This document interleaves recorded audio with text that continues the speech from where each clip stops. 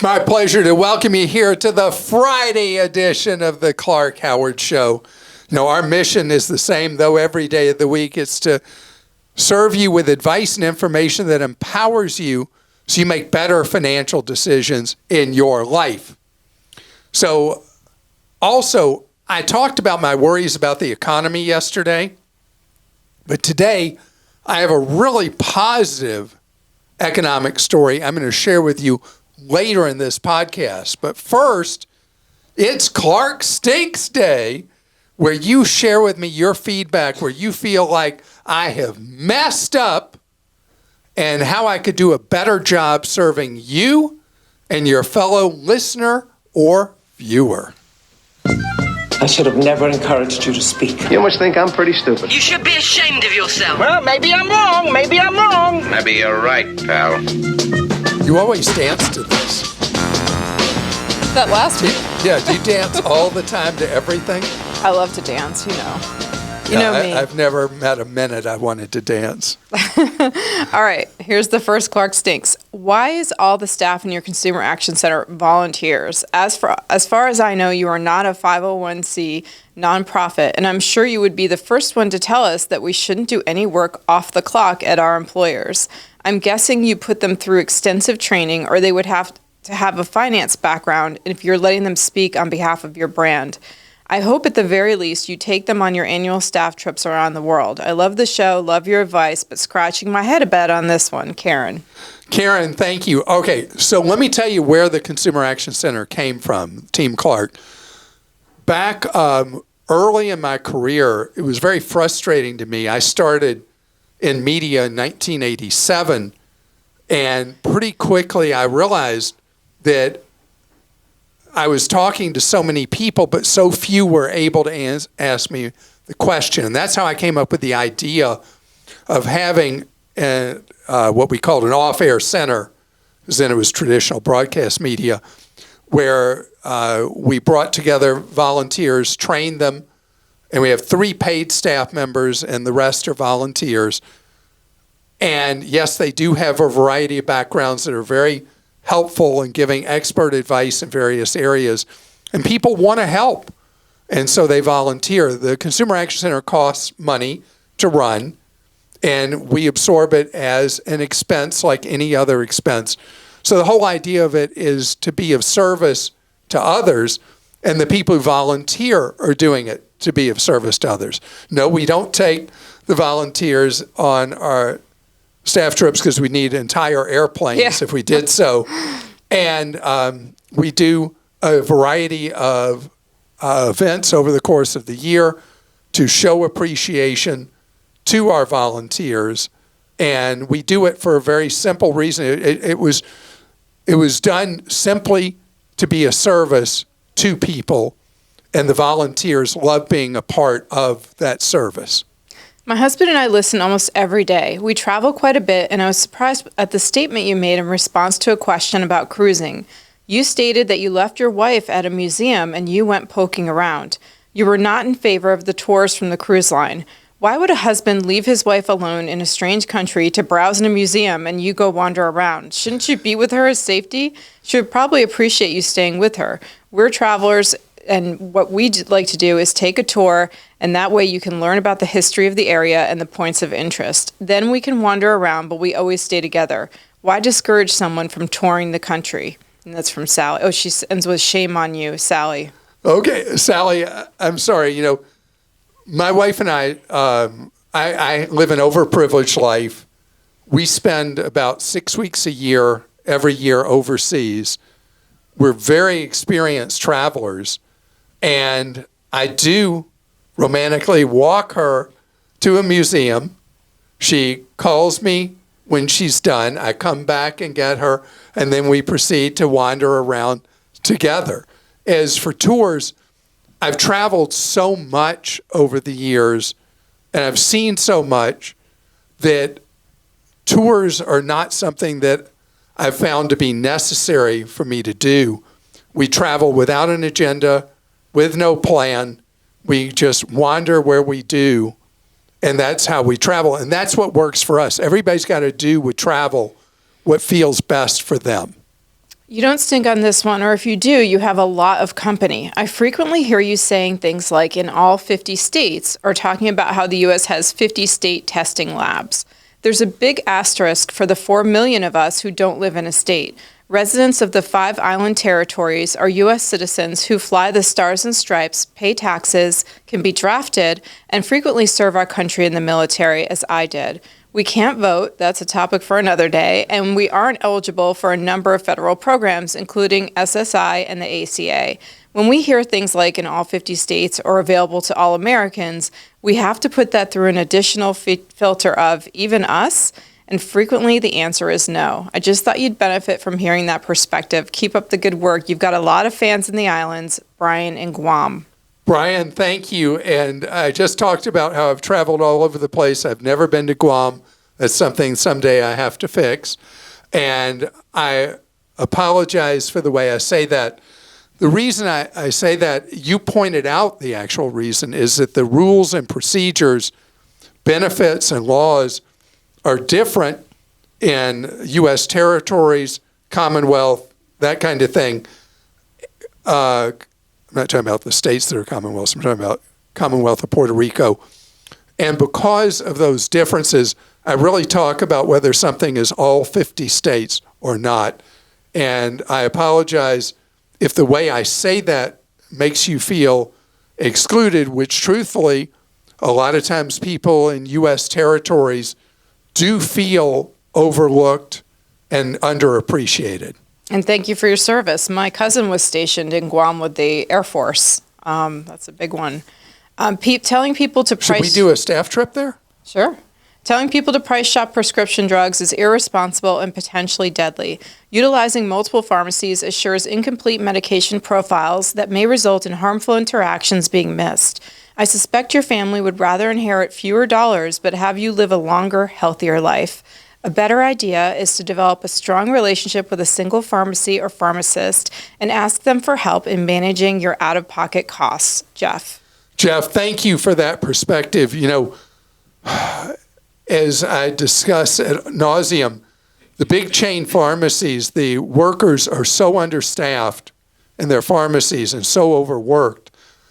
I don't even think they have time to worry about drug interactions. Your idea of working with an independent, non-chain pharmacy with the pharmacist there and having a relationship with them is obviously, as in medicine, anytime you have continuity of care, it is better for the patient, whether that's in a medical facility or at the pharmacy counter. Point well taken.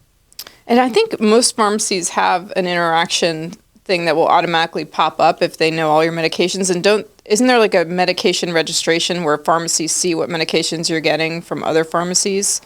I think there is something like that. If there is, I am unaware. Okay, well, maybe someone will write in and tell us. But the chain pharmacies, I'm telling you, they're too busy. Right, but if something automatically were to pop up, that would be a good thing. Okay, Clark doesn't stink, and neither do ETFs for automatic investing anymore. Thanks to one of Clark's favorite children, Fidelity updated their automatic investments tool recently, and now you can schedule recurring investments for stocks, ETFs, and mutual funds weekly, every 2 weeks, or monthly. I just happened across this in January, and I immediately converted my recurring investments from index funds to their ETF counterparts. If you invest weekly or every 2 weeks, you can choose the day of the week to invest, which makes it easier to line up with weekly and biweekly paydays. Thanks for all that you do. Love the show, Rob. Rob, thank you so much. I was not aware that Fidelity offered this tool. Being able to do periodic investing in an ETF, stock, mutual fund, whatever, is really great because so often we'll have the best of intentions and then life gets in the way and we can't keep those habits in place or can't keep them regular, which is the goal of what you're doing. And I love that that is something you're making happen in your life. You gave your verbal support to a listener that wanted to delete Credit Karma. Just sharing my personal experience with you, I recently made the decision to utilize their free credit monitoring service. I don't run balances and don't need any new credit cards, but recently I was notified by someone that my personal data was leaked in the 14.7 million person data breach. They offered to pay for credit monitoring for 2 years, but I chose not to respond to them. So far, I haven't detected any fraud against me, so I'm only using Credit Karma as a safety measure. It's free, and their credit card promotions are easily ignored. By the way, your Clark Stinks segments are very worthwhile, but consider changing the corny track that precedes Clark Stinks. It grates on me, but I still never miss a show. Take care, Don. Don, all right, let me answer in reverse with that. So something like that it becomes like a signal to people, and it becomes like a memory track when they hear it. And that's why even when something grows old for some listeners or viewers, you keep it in place because it becomes like an appointment, like a signature. And I'm sorry that you find the track boring. I guess we've also had suggestions potentially to shorten it a little, but it's whatever you're feeling, understand that if you think about the audio signals, the audible signals you hear from different things, you immediately relate it to a person or an event taking place. Like those of us that are football fans, there'll be certain jingles that maybe we're tired of, but it tells us that it's time for football, which is not, sadly, again, until September. As to the Credit Karma thing, that's why I have Credit Karma, is for the reason you said. But an individual who's annoyed with Credit Karma, if they want to delete it, they can go ahead and delete it. But I love having the free credit monitoring as part of it. With my credit frozen, I would know there's really something wrong if an alert pops up on it. We got a lot of Clark Stinks about your comments on the USPS, saying that they're not federally funded, and people were just really mad. So I had so many to read, but I wanted to let you know that. So the Postal Service was created. It's constitutional. It is an independent agency. It does receive federal support for certain activities, but it is designed to be a freestanding business.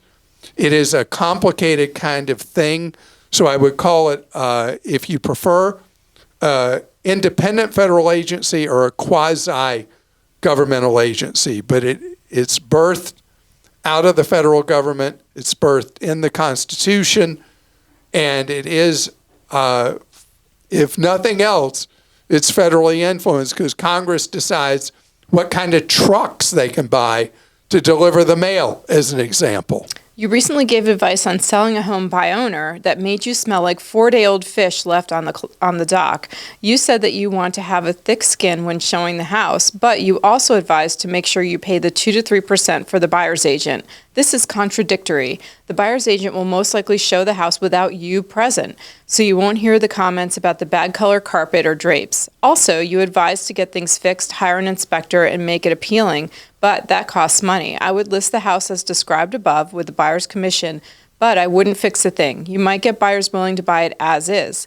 Then if that doesn't work, you can spend the money to make it more sellable, Buddy. Buddy, thank you. All right, so not everybody's going to, if you're doing a FSBO for sale by owner, not everybody's going to come to see it who has a buyer's agent. You're going to have people who want to come direct. And that's why you have to have the thick skin, because somebody may come in and they say, oh man, that is really ugly. Or why didn't they ever fix that over there, or whatever? Or who would come up with a color for the bathroom like that? And they completely forget that you're not a merchant, you are the owner of the house. So that's why you have to have a thick skin.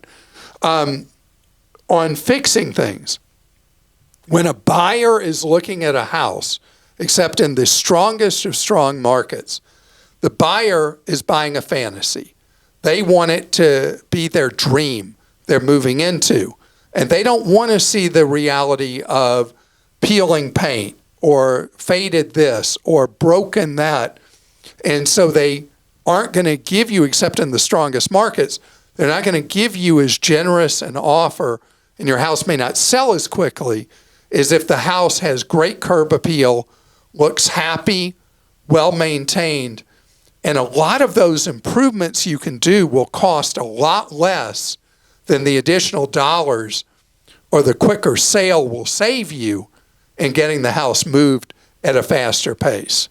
I recently ran into you in person at Aldi, of all places. What are the odds? And you could not have been nicer, so I can't bring myself to tell you stink. However, I've heard you talk about various fitness trackers, and I'm wondering why you don't ever mention Google Fit.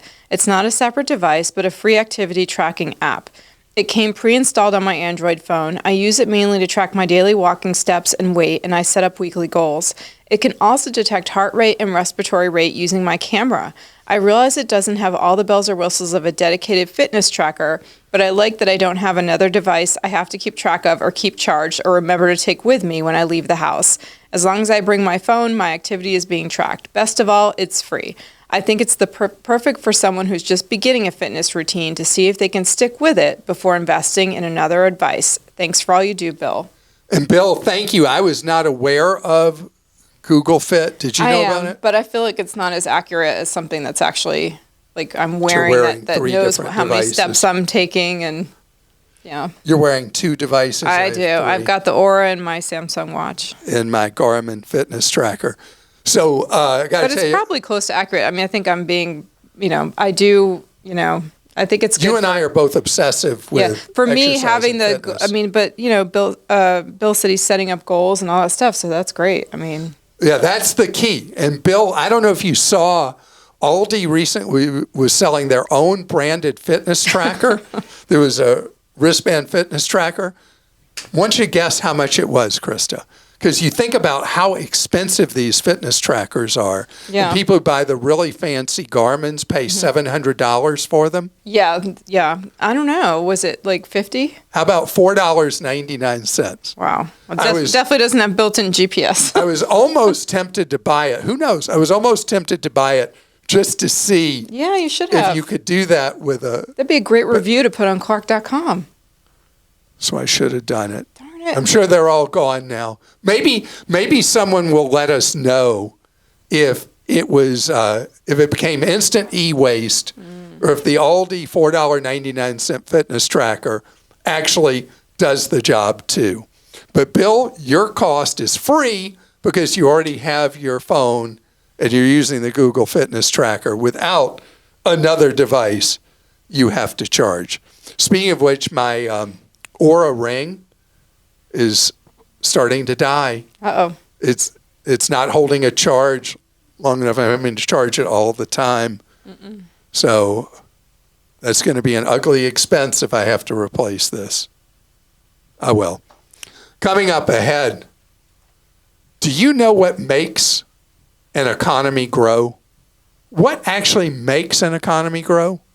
What is it that ultimately makes people wealthier over time? Well, we're in the midst of it right now in a time that so many people feel so gloomy. I'm going to tell you what the secret sauce actually is. A trend is something that you hope when it's good continues. And there's a trend going on right now in the U.S. economy that is beyond fantastic. And hopefully it will have legs. You know, we argue so much as a society, and this is true everywhere, about looking at life as one of shortage and who gets what. We only think about what are the slices of the pie, and human nature, we never think about what if the pie got bigger. Well, there is a no-cost free lunch that's truly free with the economy. And it's when we become more efficient as a society. And this is in the dismal area of economics, but the stats are very clear that American industry, American businesses, both service businesses and manufacturing businesses, have had one good effect from the nightmare of COVID. And that is people had to adapt. Businesses had to adapt. You adapted or you might not have survived as a business. And people did that. They became more efficient. And out of that efficiency, we now produce the only way you create more wealth in a society. We create more goods and services per hour, per person worked than we did before by a good amount. And if that trend continues, that's what creates a wealthier society. And productivity is the magic. Productivity tied with technology. If you go back in the Wayback Machine and you go back to post-World War II, 1950, and you look at how the average American lived in 1950, almost 75 years ago, and you look at how we live now, so much is so much better than it was. And we as a society, we may have a terrible problem with income inequality, but the reality is all through, people are living much better, not because some tooth fairy put money under our pillow. We're living better because we now are able to create so much more with the same hours worked. And so this is big time stuff. We just went through almost a generation where productivity just kind of went nowhere. Why do you think people are frustrated? You take the fact that society was not generating more wealth overall, and that wealth was not being evenly distributed. You want to create unhappiness? Well, we did it right then and there. And we weren't alone in the world. And so out of all the badness of COVID, something really good may have emerged, and that is we are out of our rut and we're doing things much more efficiently in so many different businesses than we did before. It's all about learning how to do things simpler and better. An example I've given probably 3 times before now, I'm going to give again because it's so illustrative. Was there any reason we needed hundreds of different styles of toilet paper from the same brand, or dozens of different types of paper towels, or you name a product category where we were giving people more choice than the marketplace needed? And when push came to shove and manufacturers are like, okay, so we make all our real money from these top 8 sellers, and these 192 others, well, they don't really do much for us, but create a lot of hassle and inventory problems and all that. Simplicity pays. Why is it we heard about Aldi and Clark Stinks? Why is it that Aldi can sell groceries for 40% less, 40% less than a traditional supermarket? Because they have so few SKUs, they have so few units of different products they sell. Stock keeping units is what SKU stands for, if you wonder what the SKU means. And so they sell, instead of like the thing I was talking about the other day with spaghetti sauces, that you go in a traditional supermarket and there are a zillion of them, which I now know because I can only use low sodium.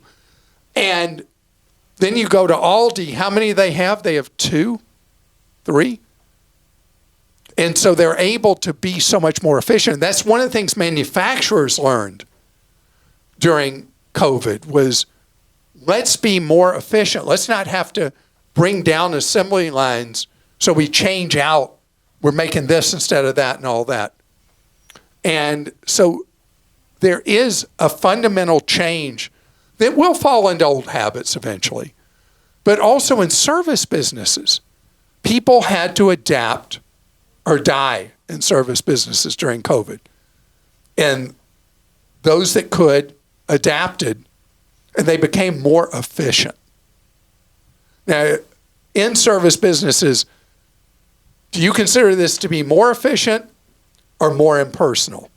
Restaurants now, where you can place your order yourself at what people might think of as a fancy sit-down restaurant and pay your bill yourself right from the table. Now, of course, people bring you your food, And if you want, they'll collect your payment from you.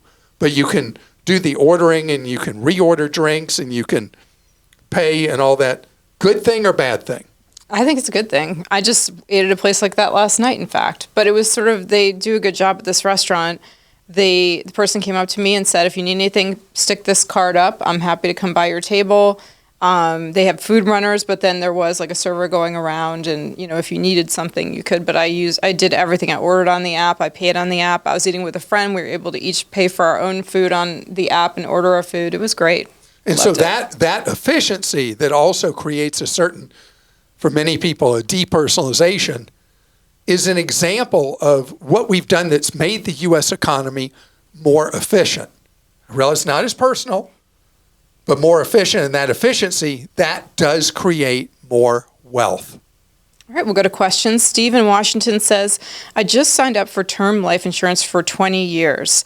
I was accepted, but was surprised in something in the contract. It states that after the premium end date in 2044, we have the right to charge less than the maximum premium. And then it says, we will not exercise this right more than once each contract year.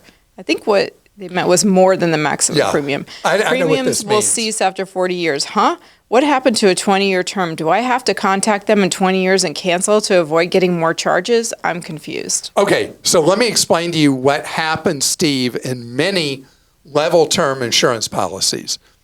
So at the end of that time period, the insurer can just have the policy die, even though hopefully you're still living, right? Or they can convert it into what's known as annual renewable term at whatever the actuarial tables, or in your case, what the contract calls for, is the maximum they can charge after that time. So the premiums would go crazy high after the 20 years because your actuarial risk in 44 is so much higher than your actuarial risk to the insurer in 24, i.e., you're much closer to potentially passing away 20 years hence than you are today. So the insurer may want to keep you on their book of business, and then suddenly in 2044, if you don't cancel, you're going to get a premium notice that's going to be mind-blowing how much more to keep that insurance in place after those 20 years. Now, let's say, let's deal with gloom and doom here for a second. Let's say 2044 comes along and you're in the throes of a terrible illness that means you can never qualify for insurance again, and your lifespan, sadly, may be relatively short. It is to your advantage in that situation, if they don't require medical underwriting at the end of those 20 years, leave that policy in place, pay the much higher premium so that the benefits, the amount of face amount of insurance can then go to your loved ones, your designated beneficiary or beneficiaries at that time. Gary in Florida says, how does compounding work in a 401k? If the current and future values of the account are based on the prices of the stock, bond, and mutual fund investment shares, which can go up and down, what constitutes the growth that would be compoundable? Compounding on an account that earns interest makes sense, but a 401k doesn't earn interest, right? If it's dividends, is that really something that can turn $200 per paycheck into $1 million over 30 years? Thanks. Okay, so what a wonderful question, Gary. So when you look at compounding with a simple savings account or CD, it's clear. Every year it's going up so much, and you can see the compound. Unfortunately, though, savings and CDs usually earn at or below what the inflation rate is in the economy. So your purchasing power doesn't ever grow. In stock type choices or stock bond portfolios, you're going to have up years, you're going to have down years. But over the trend line, when you look back, even through disastrous times, you're going to see that there's going to be more net good years than bad years. And so the compound, 1 year, the value of your account may go down. But then if you look at the trend line over the years, it's a steady movement upward. But it's like up and down, up and down, up and down. But the trend is up. So you're compounding long-term value. And when people say, well, the compound long-term return of your portfolio should be around 7.7%, or whatever number they say, then that doesn't mean every year it's going to earn 7.7. Some years it'll be more. Some years it'll actually have a loss. Some years it'll be in between. It's the long-term performance that leads to the extreme long-term gains from years invested. And that's why even later in life, you still need to have some of your funds in stock type choices, because inflation is the enemy that will erode your living standard later in retirement. So you don't have overwhelmingly your money in stock type choices once you're no longer working, but it still needs to be part of the mix to outrun that inflation factor. Wesley in Georgia says, we love the show. You're now the podcast of choice for my 9-year-old stepson, Ledger, on our way to and from school. Hi, Ledger. Hi, Ledger. My question comment. I hope that you are going to teach all your classmates the proper way to save and invest. My question and comment is about pharmacy benefit managers, PBMs. You may have heard the lawsuit against Johnson & Johnson from one of its employees about how PBMs rip off everyone involved. Some of the rip-offs were so outrageous, an employee could pay cash and get a generic drug for MS for $77, even at one of the high-priced pharmacy chains. But if they had used their benefits, the total cost was over $10,000.